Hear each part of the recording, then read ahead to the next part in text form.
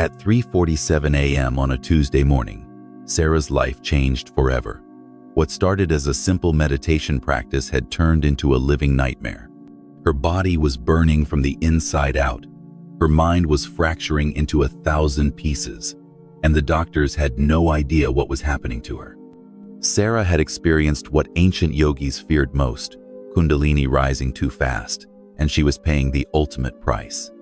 What the modern spiritual community doesn't want you to know is that Kundalini awakening can be deadly, not metaphorically, literally. When this serpent energy rises too quickly through an unprepared nervous system, it doesn't bring enlightenment, it brings catastrophe. Tonight, I'm going to reveal what happens when Kundalini rises too fast, and more importantly, the warning signs that could save your life. You'll discover why every authentic tradition emphasizes extreme caution, the specific symptoms that indicate dangerous awakening, and the emergency protocols that can prevent spiritual disaster. Because here's the truth they don't teach in weekend workshops. Kundalini is not a game. It's not a spiritual experience to collect. It's a force so powerful that it can either transform you into a divine being or destroy everything you think you are. And the difference between transformation and destruction often comes down to recognizing these warning signs before it's too late.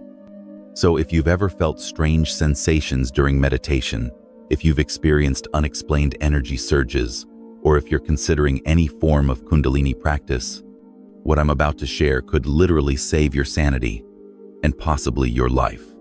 To understand what happens when Kundalini rises too fast, you need to understand what's actually occurring in your body.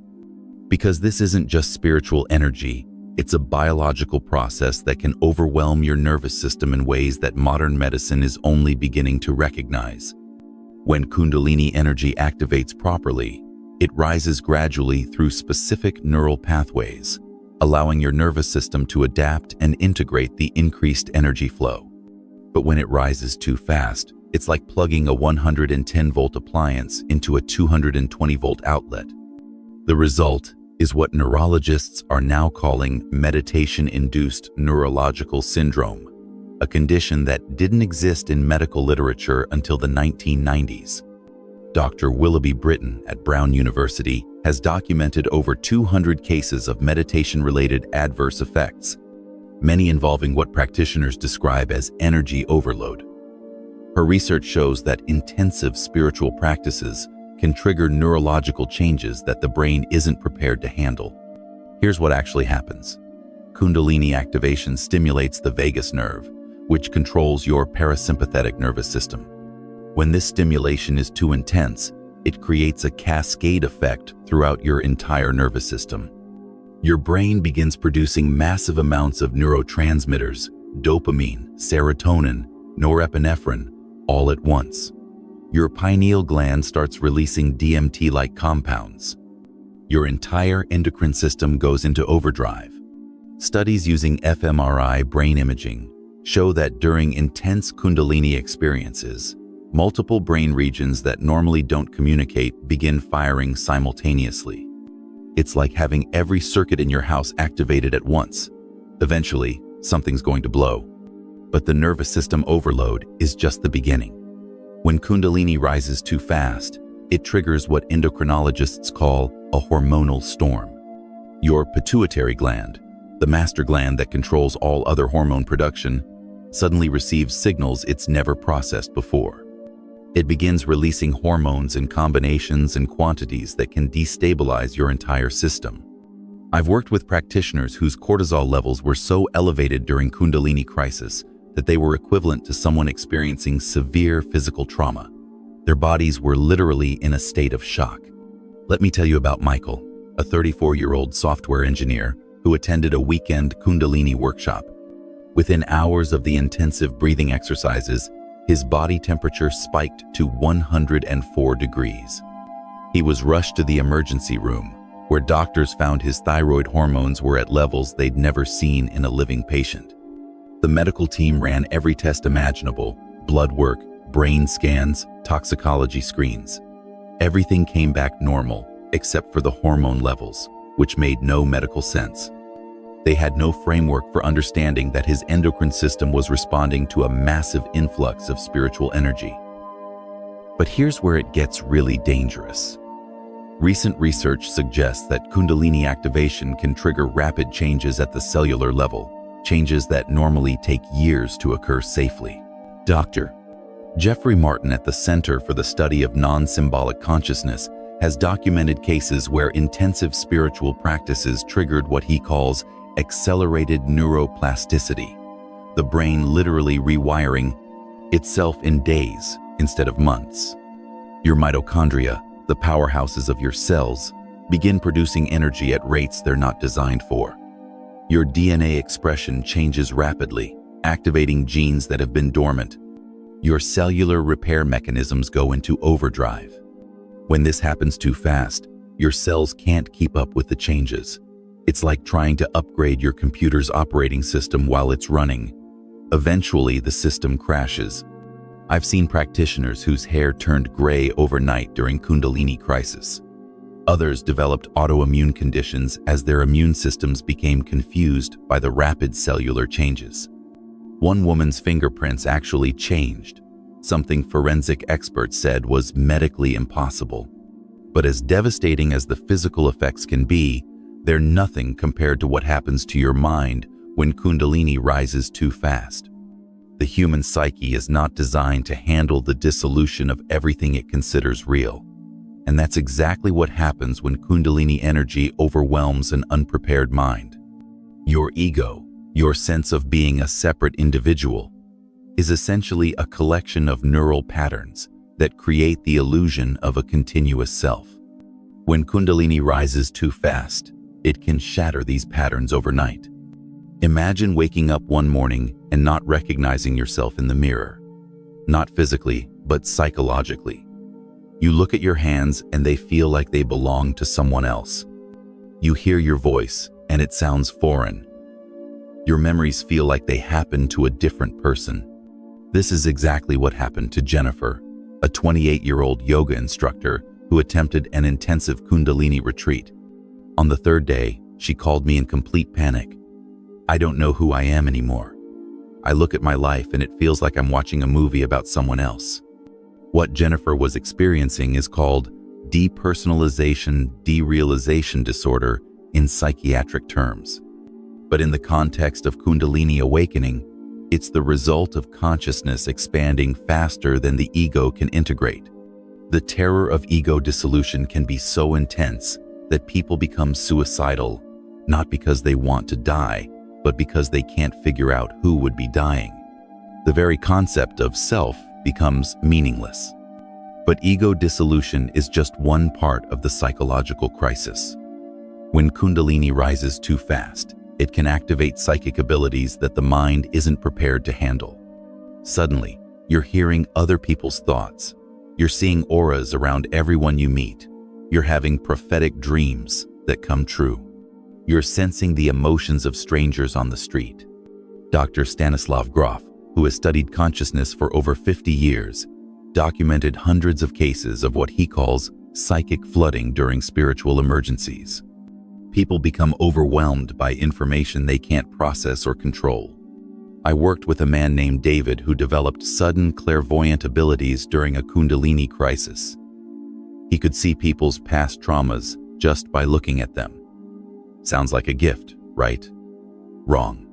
He couldn't turn it off. Every person he encountered was broadcasting their deepest pain directly into his consciousness. Within weeks, David was having panic attacks every time he left his house. He couldn't go to grocery stores, restaurants, or any public place because the psychic input was overwhelming. He became completely agoraphobic.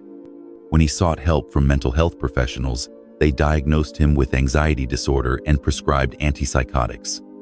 The medications didn't stop the psychic experiences, they just made him feel disconnected from them, which was somehow worse. But perhaps the most dangerous aspect of rapid Kundalini rising is the emotional purging that occurs. Decades of suppressed trauma can surface all at once.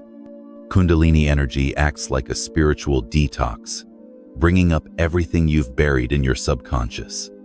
But when this happens too fast, It's like having every traumatic experience you've ever had replay simultaneously. I'll never forget Maria, a 45-year-old mother who attended a Kundalini workshop. During the breathing exercises, she suddenly began reliving every moment of childhood abuse she had suppressed. Not remembering it, reliving it. She was experiencing the physical sensations, the emotions, the terror, all at once. For 3 days, Maria was trapped in a continuous loop of traumatic memories. She couldn't eat, couldn't sleep, couldn't function. Her family found her curled up in a corner, sobbing uncontrollably and speaking to people who weren't there.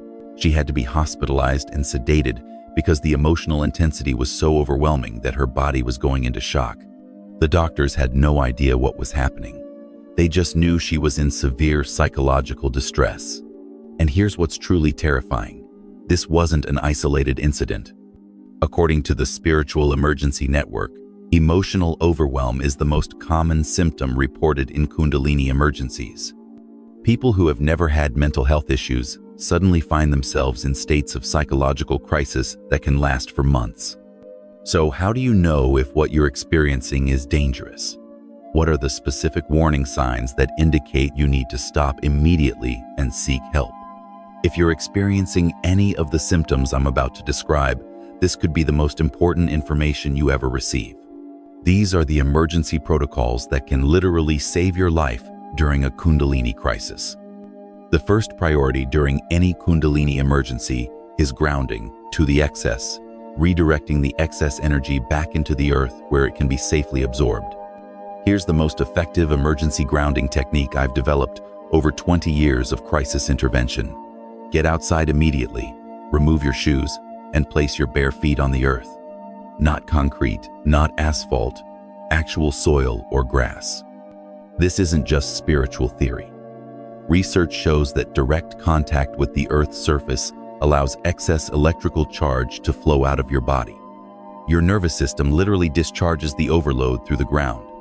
If you can't get outside, fill a bathtub with cold water and immerse yourself completely. The water will help conduct the excess energy away from your nervous system. Stay in the water for at least 20 minutes. Next, change your breathing pattern immediately. Stop any intensive breathing practices and return to natural, gentle breathing. Count your breaths. 4 counts in, 4 counts out. This helps regulate your nervous system. Eat heavy, grounding foods immediately. Meat, potatoes, bread, anything that will anchor your energy in the physical body. Avoid caffeine, sugar, or anything that could amplify the energy. Once you've established basic grounding, you need to regulate the energy flow to prevent further overwhelm. Visualize yourself surrounded by a thick, protective shell, like being inside a lead-lined room. This isn't just imagination. You're actually using your intention to create energetic boundaries that can contain the excess energy. Use specific yoga poses that redirect energy downward. Child's pose is particularly effective. It naturally draws energy away from the head and spine. Hold the pose for at least 10 minutes. If you're experienced with energy work, you can try the circuit breaker technique. Visualize energy flowing out through your hands and feet into the earth. Imagine yourself as a lightning rod, safely conducting the energy away from your vital organs. But here's crucial. Don't try to stop the energy completely. That can create dangerous blockages. Instead, you're redirecting it and slowing it down to a manageable pace. Some Kundalini emergencies require immediate professional intervention. Here are the signs that indicate you need help right now. Seek immediate medical attention if you experience chest pain or heart palpitations, difficulty breathing, severe headaches with vision changes, uncontrollable shaking that lasts more than an hour, or any thoughts of self-harm. Contact a spiritual emergency specialist if you experience complete disconnection from reality lasting more than 24 hours, hearing voices that feel threatening, inability to function in daily life for more than a week, or compulsive spiritual practices you can't stop.